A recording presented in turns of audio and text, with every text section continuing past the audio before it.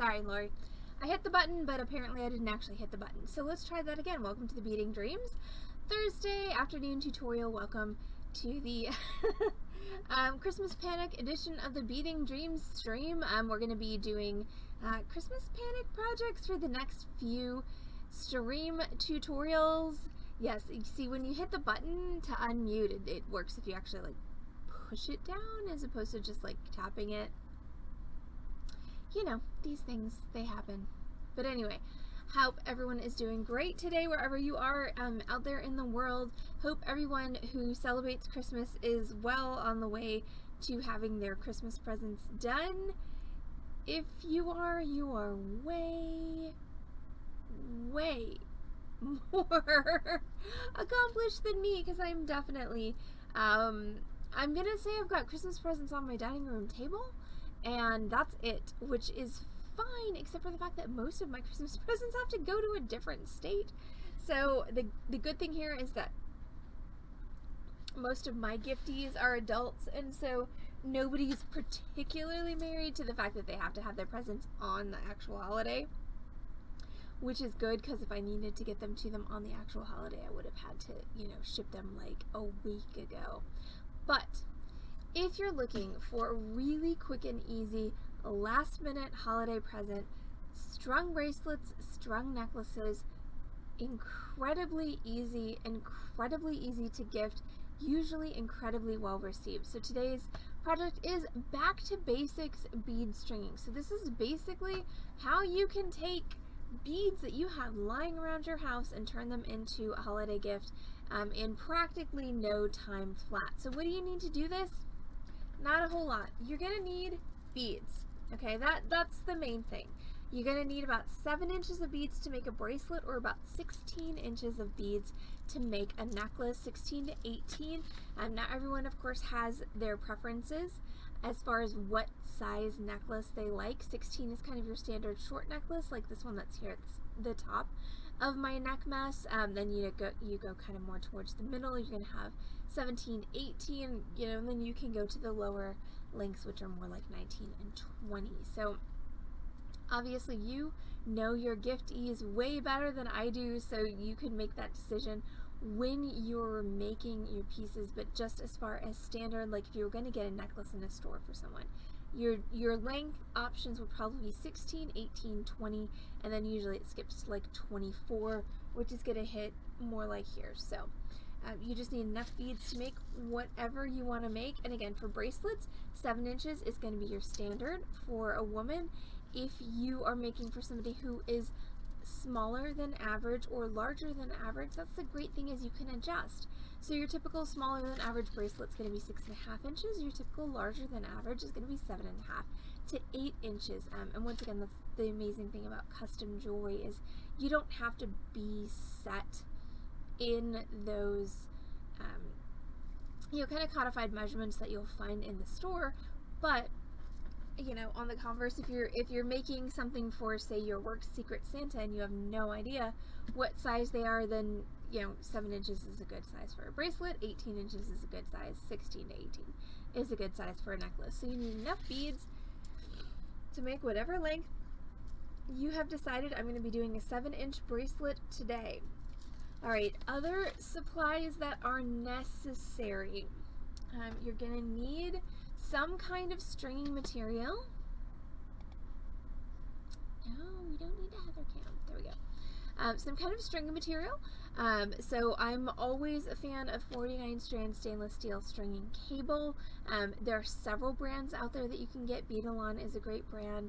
I also carry FlexRite, Soft Flex, really anything that's a 49 strand stainless steel stringing cable is going to work great for strung bracelets, strung necklaces. You've got different sizes of this that are available to you. Your kind of middle of the road size, your average size, is going to be this 1.018. That's what we generally consider medium here at the Beading Dreams. So if you don't know what size to get, this is a good size, unless you're doing something particularly... Sorry, we're out of Diet Coke. It's tragic here at the Beading Dreams. It's so terrible. Won't be delivered until like 2 p.m. Hopefully Heather and I can survive. It's unclear.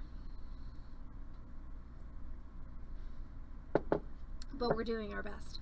So, if you're doing something particularly tiny or particularly giant and chunky, there are other sizes of this particular product available that are more suited to those particular size niches. There's a fine, there's an extra large, but if you have no idea what you're going to use it for, the medium, the 0.018 is going to be your best bet as far as just keeping something in your stock. You're going to need, you know, this is why I really try not to wear kimono sleeves at work, because I'm pretty sure that I just, there we go. Okay, you need a clasp of some sort. This is a lobster claw and soldered ring, but it doesn't have to be a lobster claw and soldered ring. It can be really anything you want. As far as my sample bracelet goes, I need a toggle, and of course a nice clasp can be a really good way to elevate your piece and make it seem extra special. Since it is a gift, you are going to need 2 of this.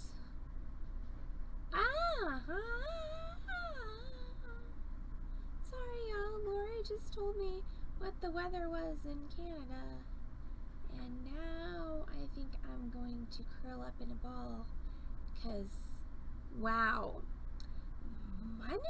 -20 Celsius and snowing.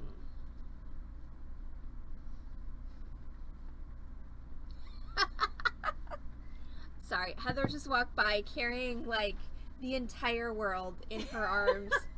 It was pretty funny. Got the whole world in her arms. It's true. Wow, Lori. Oof. Definitely a good day to hunker down. Bundle up. She said she has to go running around. Ooh. But -20 and snowing. Oof. And -20 Celsius.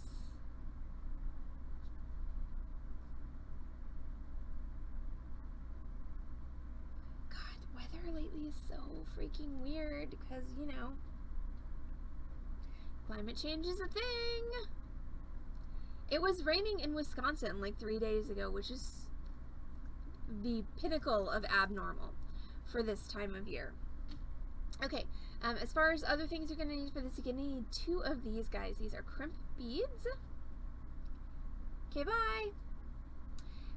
And I prefer the tubular crimp beads. These are the ones that look like little sliced up cylinders, and these are gold-filled crimp beads. I almost always will choose to invest in gold-filled and sterling silver crimp beads because the quality of the actual crimp bead is so much better than base metal, and this is the thing that's holding your whole project together.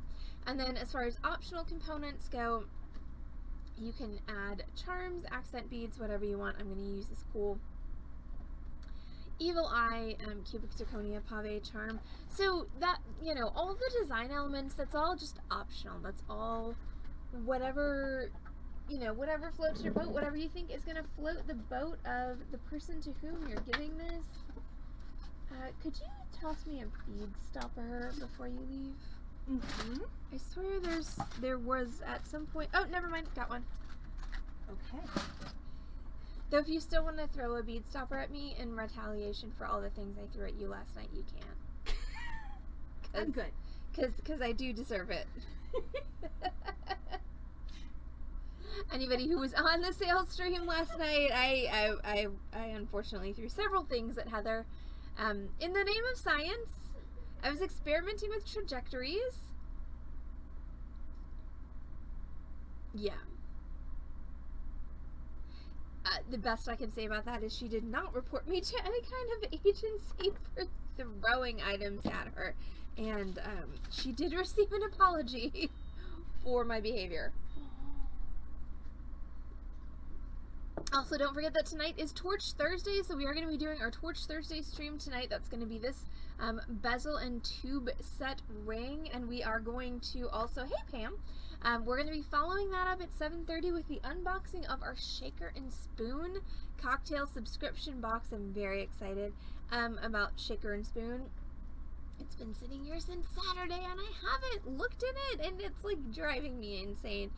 She does not have bruises today, Pam, and she does appear to have forgiven me. So I'm going to take my stringing cable and I'm going to cut myself about 1 foot of it. So don't forget, when you're doing things like this, you need extra to finish. So it seems logical to be like, well, I'm going to, you know, make a 7-inch bracelet, so I need 7 inches of cable. No. Much no. All of the no. You need extra to actually manipulate the cable through the crimp beads and get your finishing done properly. So our rule here at the Beading Dreams is typically 12 inches for a bracelet, 2 feet for a necklace, unless of course you're looking for a necklace that's longer than 24 inches, in which case we'll just kind of add in 6-inch increments. So if you're looking for a 24-inch necklace, you'll cut 30 inches of cable. If you're looking for a 30-inch necklace, you'll cut 3 feet of cable, etc., etc., etc. So make sure you give yourself extra cable, okay? I'm serious. There is no percentage at all in shorting yourself on cable. Seriously, it's not worth it. Like, the cable doesn't cost that much. Your time is worth way more. So I've got 1 foot of cable, and then I'm going to use this fun little device. This is called a Bead Stopper, and I love these little guys. They're basically just little springs. So you just squeeze the little Mickey Mouse ears, and that'll open the spring. You can pop that onto the end of your stringing cable and close it up, and that creates a relatively sturdy stop on the end of your stringing cable. What that does is it keeps your beads from falling off as you are stringing. Now, if you want to do something that's got a little bit more design to it, like my sample, you can absolutely use a bead board or a bead mat to lay out your design before you string it. Since I'm going to go with a little bit more of a kind of simple wham bam project today, I'm not going to lay mine out on a bead board. I'm just going to string and measure. So when you are stringing with stringing cable and a clasp, you need to make sure that you are accounting for the length that your clasp is going to add to your piece. Now on necklaces, this isn't as important. I mean, if you're trying to make a 16-inch necklace, you make a 16.5-inch necklace, most people won't even notice. Bracelets, however, bracelets, absolutely, that 1/2 inch makes a huge difference. The difference between a 7 and a 7.5-inch bracelet is generally the difference between a comfortable fit and something that feels way too big. So you need to make sure when you are making anything but a bracelet specifically, that you take whatever clasp you've chosen and measure it, figure out how much length it's going to add, and account for that when you're stringing your beads. So my clasp is going to add about 1 inch, so I'm going for a 7-inch bracelet today. That means I need about 6 inches of beads plus my clasp. Since I have this charm that I want to put in the middle, that means I'm going to string 3 inches of beads, and then I'm going to add my charm, and then I'm going to string 3 more inches of beads. So I've got my little strand of Jersey agates here that I'm going to use to string my bracelet. And I'm just going to cut open the strand and start putting those onto my stringing cable. Again, 3 inches of beads, and then my charm goes in the middle, and then 3 more inches.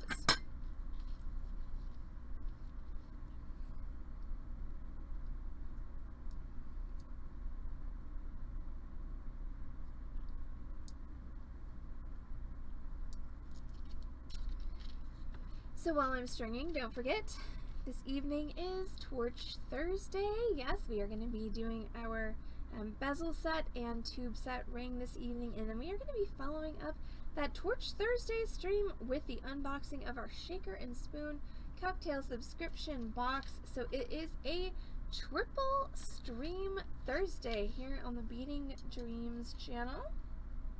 Alright, one more bead's going to give me my 3 inches.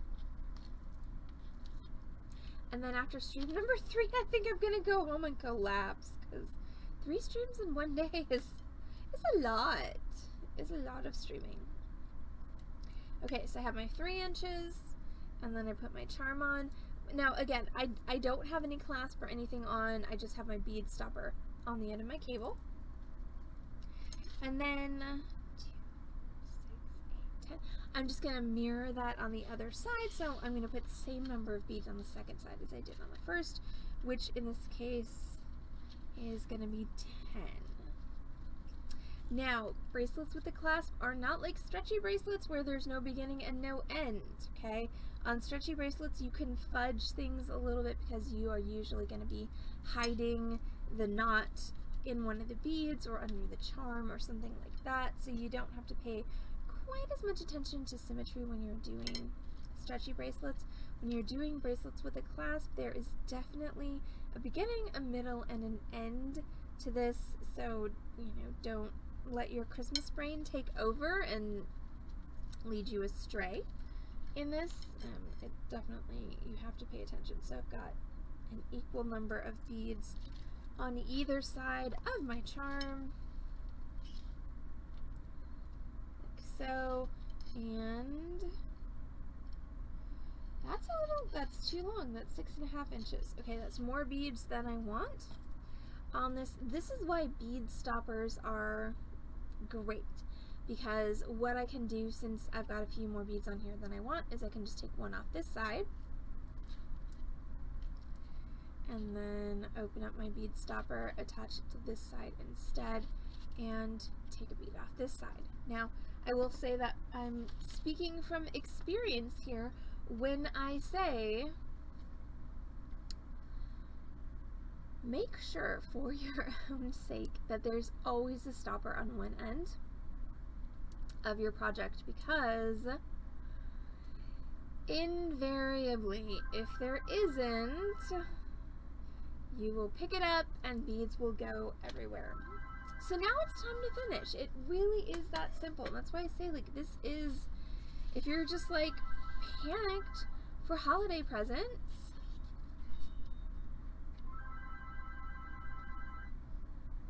yay! That's awesome, Pam! So exciting! Alright, so now we're ready to finish. It really is that simple. Just take whatever beads you have lying around. If you've got a charm, pop that on there, and this is going to be a bracelet that anybody on your holiday gifting list who wears bracelets is going to be happy to receive. So how do we finish this? Super, super easy. We're going to need, our chain nose pliers. That's the flat ones. And we're going to need our wire cutters. And we're going to need those crimp beads that we talked about earlier. So I'm going to take my cable and I'm going to drop a crimp bead. And this is a gold filled 2mm tubular crimp bead. I'm going to drop that on there. Then I'm going to take my clasp. And I'm just using a lobster claw and split ring clasp. So I'm going to take my lobster claw, I'm going to drop that on there. So, and then I'm going to take the end of my cable, flip it back around, and go back down through my crimp bead. So the important thing here is that I've skipped my clasp and I've actually created a loop upon which my clasp is hanging. Now I'm going to just take that loop and I'm going to shrink it down to the point where my clasp is still moving freely. Okay, notice that my clasp isn't bound up or sticking out at a weird angle. It's still moving freely, but I've decreased the size of my loop to the point where it's not unsightly. I want to make sure that my 2 pieces of cable are parallel. So when they're coming out of the crimp bead, hopefully you can see that there. There we go. You want them to be next to each other, not crossing over each other. There we go, like so. Once you've determined that those ends are parallel, we're going to go ahead and take our chain nose pliers and we're going to smash that entire crimp bead flat. Okay? Flat is important because this is what's holding everything together. So once you've smashed it, you shouldn't be able to see any airspace really between your crimp bead and your cables, and if you yank on it, and I am pulling really hard on this, nothing should move, nothing should shift.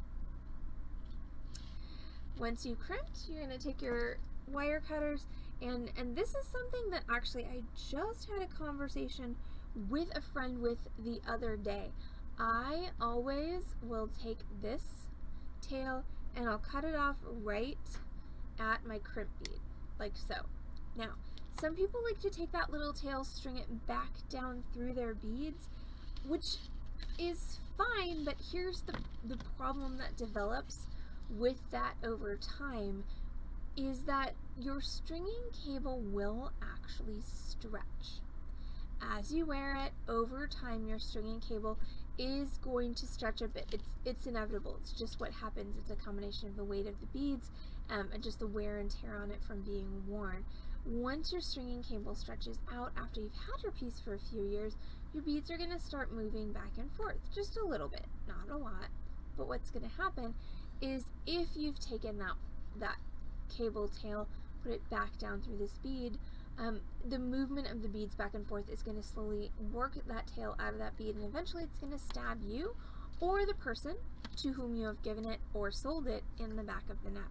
So I prefer to cut my cable off at my crimp bead. That way, when that stretching does inevitably occur and my beads do start to move on my cable, at least I don't have to worry about that end coming out and stabbing someone in the neck. So that's one end that is complete. Now we're going to do our second end. So I'm going to take my bead stopper off, just squeeze the little Mickey Mouse ears, off it comes fairly easily. Take your crimp bead,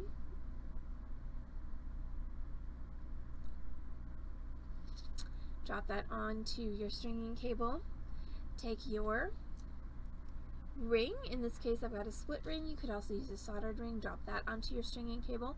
You want to make sure when you do this that your ring stays closer to the end of your stringing cable than your crimp bead. Then you're going to take your end, go back down through your crimp bead like so. So once again, you've created a loop upon which this ring is hanging. Now, the problem that I have to solve here is I have all of this cable that's empty between my clasp and my beads. So what I'm going to do is I'm going to hold my ring, hold the end of my tail, and I'm just going to pull. And as I pull, all that extra cable is going to feed through. I want to make sure I don't tighten it too tightly, so I want to go ahead, and the best trick on this is to actually clasp your clasp closed. Just make sure your bracelet or necklace, whatever you're making, isn't too tight, okay? We're not trying to make a thwappum bead stick, okay? I mean, maybe you are, and if so, then rock on. And I hope the person you're making that for enjoys it for the holidays, but in most instances, we want a little bit of kind of, you know, fluidity in this. If anyone's ever had a bracelet, say, that you felt like you continually had to chase around your arm, because it wouldn't just curl around your wrist and let you clasp the clasp, that's what I'm talking about here. So what I did is I went ahead and I loosened this up a little bit here because this loop here was a little too small. So now I've got a nice amount of fluidity in my bracelet, and I'm pretty confident that this is something that somebody could actually fasten on themselves. I'm going to take my chain nose pliers, I'm going to smash that flat like so, and then I'm going to again cut that end off right at my crimp bead, so that once again I don't have anything tucked into that bead there. I just have a nice clean end, so that once again when my cord starts to stretch over time and wear and tear, I'm not going to have to deal with anything that's stabby, pokey, or otherwise uncomfortable. And that's it. That is literally as easy as it is to make a basic strung bracelet. If you're going to do a necklace, it's exactly the same. We're just going to string 16, 18, 20, 24 inches instead of 7 inches. Again, don't forget to account for your class, but it really is that simple. This is a great way to clear out your stash, make holiday presents that are handmade and meaningful to everybody who, you know, still needs them at this point when we are literally a week and change from the holiday. Lori needs to buy charms. I will remember to put charms on the Saturday sale. So, all right, that's it. That's back to basics bead stringing. So hopefully that helped everybody with a little bit of their Christmas panic. I'm Allison from Beading Dreams in Dallas, Texas. We are an actual brick and mortar retail bead store. That means we are here on Lovers Lane in Dallas. We're gonna open in about 10 minutes. We'll be open from 1 to 6. So if you are local in Dallas and you need beads or finished jewelry, we are happy to help you out with either of those things. If you're not local in Dallas, you can find us on this channel, twitch.tv/Beading Dream. Again tonight at 6 o'clock. That's going to be our Torch Thursday project, which is the bezel and tube set ring, and then we will be following that up with our shaker and spoon unboxing. I'm definitely hoping to have good viewership for that, so if you are even if you're not interested in watching me unbox the shaker and spoon thing, if you could just log in and be a number, we would much appreciate it. So we'll see you all back on this channel, twitch.tv/Beading Dream this evening at 6 p.m. and again at 7:30. And then tomorrow night is Zoom, so I get to see everyone's beautiful faces then. So everyone have a great Thursday, and we will see you all this evening. Bye!